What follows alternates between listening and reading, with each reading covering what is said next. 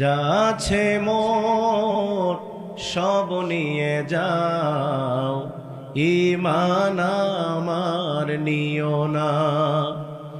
ঈমান আমল না থাকিলে আল্লাহর কাছে প্রিয় না।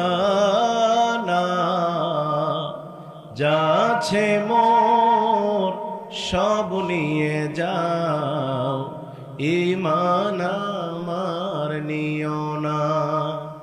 খাব্বাবের ওই খাঁটি ঈমান পুড়ে গেল দেহটা।